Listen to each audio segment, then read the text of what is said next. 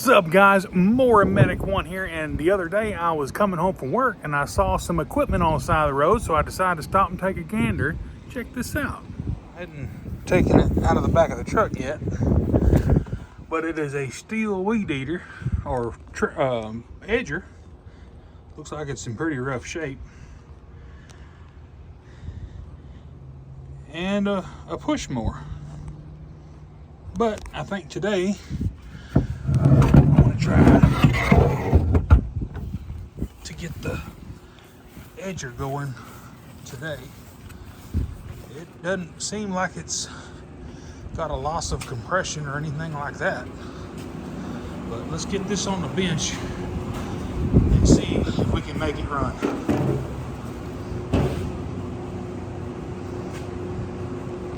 Check this gem out. This thing ain't got no hours on it, but it was out there on the road, by the road, and didn't have a gas cap on it. And it looks like the gas tank is just full of trash. Maybe little Johnny decided he was going to play mower mechanic and filled it up with dirt and rocks. I believe that's what happened. Cost too much to fix. But anyway, I knocked on the door because I was like, man, this is a new mower. But it's really not. It's got some age on it. It's something like a 2017 or something like that, 2015 model engine on it. And so we're going to see if we can get this running as well in a separate video. Other than this just being filthy, it feels like it's got compression.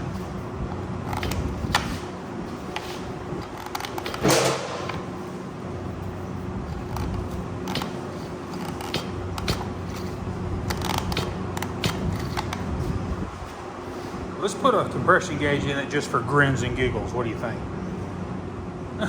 This is one of the hardest weed eaters to just take the spark plug boot off and get a wrench in there. It's just a 3/4 or 19 mil.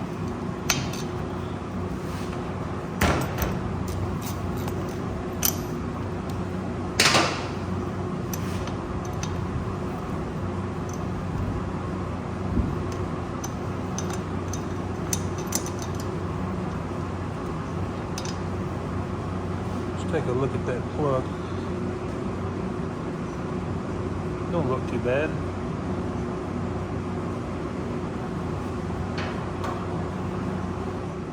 Go ahead and screw my compression gauge down in the cylinder.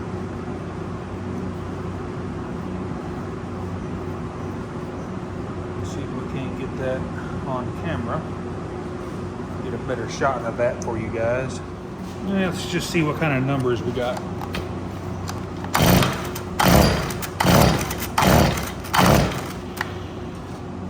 Pretty good, got about 160.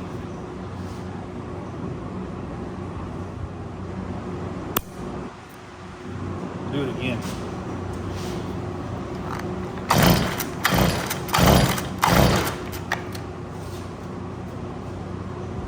Same reading.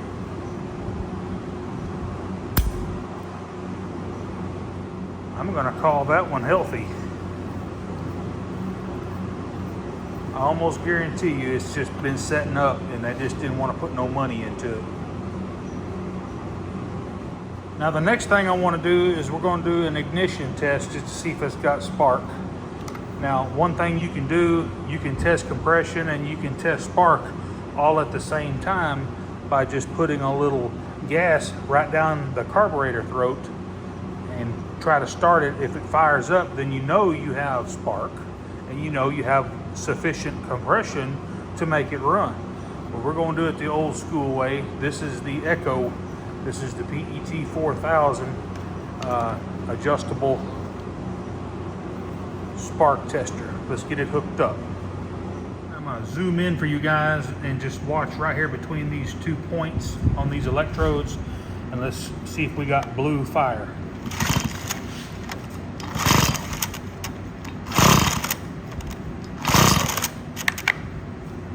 I don't even know yet. I can't see it, but I'm going to review the video here in just a second. I'm going to have to turn my air conditioner off just for a minute. I can barely hear myself through the video. This is just too much at the moment. Okay, that's much better. First thing I'm gonna do though is I'm gonna give this thing a good blowing off. It's just filthy.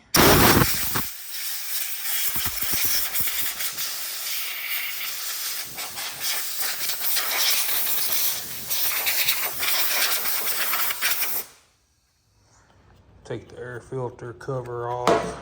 Just inspect the air filter. What you want to make sure is this thing ain't got no dirt ingestion. It looks pretty clean in there.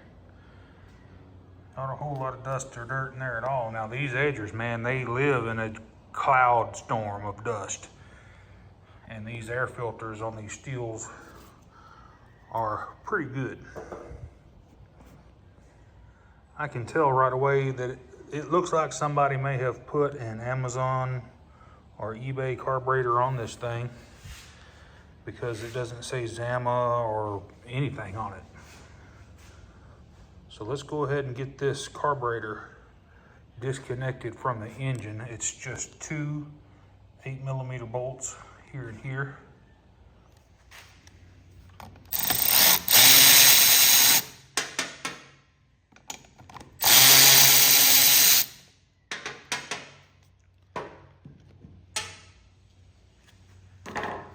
Gaskets there. A lot of times this is missing.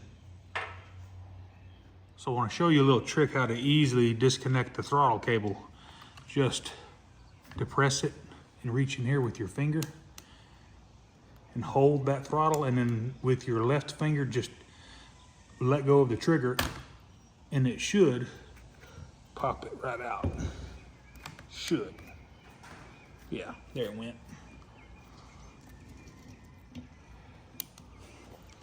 You can just kind of cam this assembly out of the way, just kind of tuck it under the weed eater or wherever it wants to lay. Kind of pay attention where your fuel lines go, especially on these FS55s, KM55 engines. You can install them wrong and pinch them, even though they're pinch resistant. So that carburetor should be able to pull off just so like that. So if you look, the carburetor on the left is the OEM Zama Stihl carburetor, and the one on the right is a knockoff. It's a pretty good knockoff, or close in the manufacture of it anyway. It's got metal nipples instead of plastic fuel inlets and outlets. Everything seems to look the same, but I am not gonna even attempt to put a kit in this no-name carburetor. And for $25 or $27, you can buy a brand new OEM carburetor from Stihl. Stihl owns Zama, so they are able to lower the prices to the consumer so that you can keep your engines running for less money. Slide the new carb on. Now you can reuse the intake gasket. If it's crushed or starting to come apart, replace it.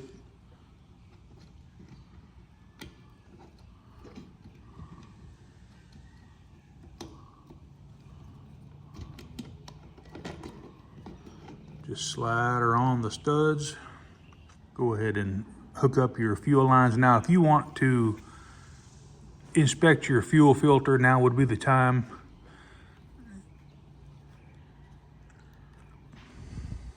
I've already looked at this one previously off camera and it's good. So we got the fuel lines hooked up. So now all we got left to do is put the the throttle cable back on. Rotate this throttle barrel until the opening's on the bottom. See how it's got a hole? So just rotate this around to where your throttle cable's got a little cylindrical bottom to it, and that's going to go right in there. See if I can get it in there with my knife.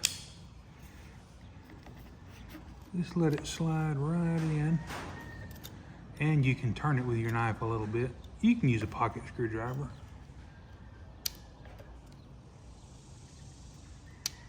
See how it turned on me? This is the most tedious part, actually.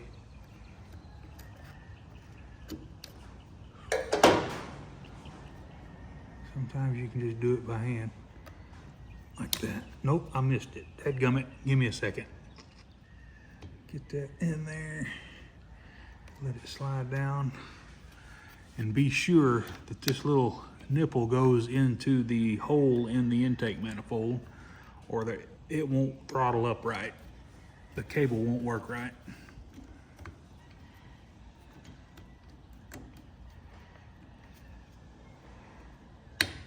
Just like that. And just push the carburetor back. Make sure it's, you know, seated on the gasket. You can kind of wiggle it around, push it back and forth a little bit, and then you can test and make sure your throttle is working. Install your air base gasket.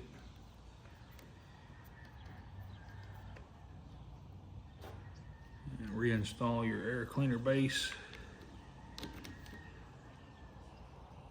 I don't advise tightening any kind of carburation down with electric tools. Just use your ratchet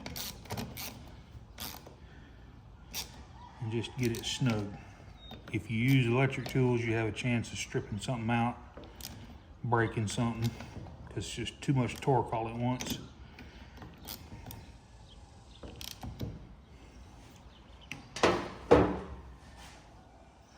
Slide the filter in. Slide the air filter cover. Let it snap in place. Just for grins and giggles, I'm going to install a BMR 7A equivalent auto light.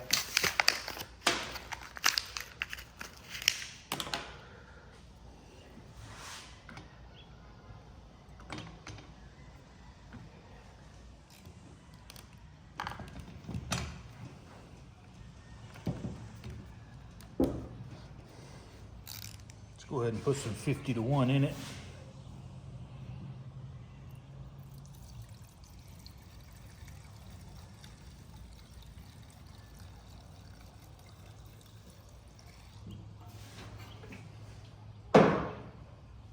Let's see if we got any hopes at all with this thing. I'm just gonna pump it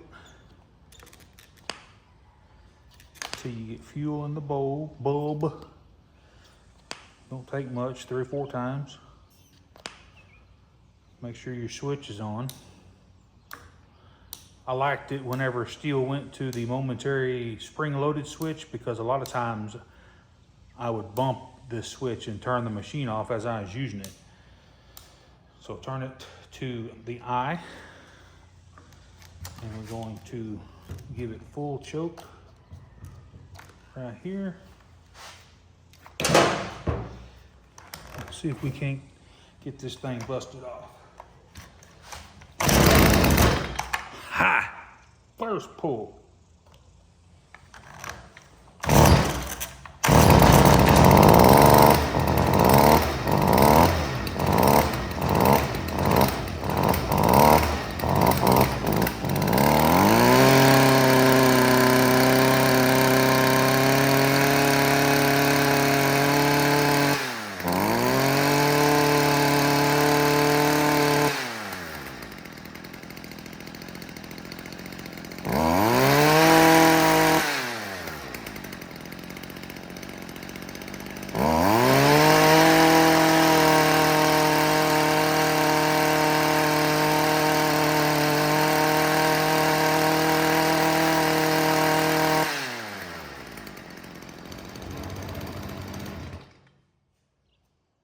Like a chimp.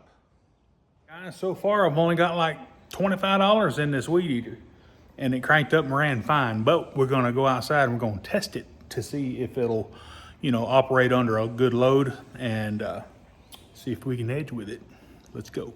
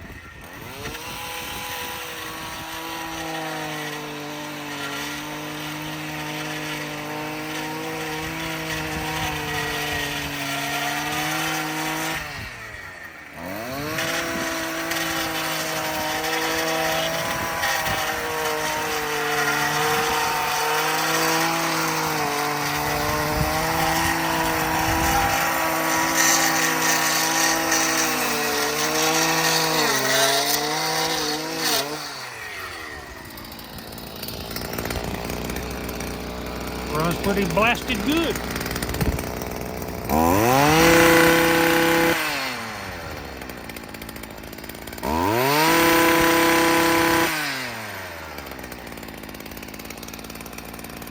Guys, it is hotter than 2 rats making whoopee in a wool sock outside today. But hey, if you enjoyed this content, please give me a thumbs up and smash that subscribe button. And while you're there doing that, you might as well go ahead and click that bell so that you get all of my new videos. Y'all have a good rest of your day. And oh, hey, we'll work on that trash picked Murray lawnmower that looks new. I love those. I don't understand why people throw stuff like that away when it's just a simple fix. Have a good one. More Medic 1.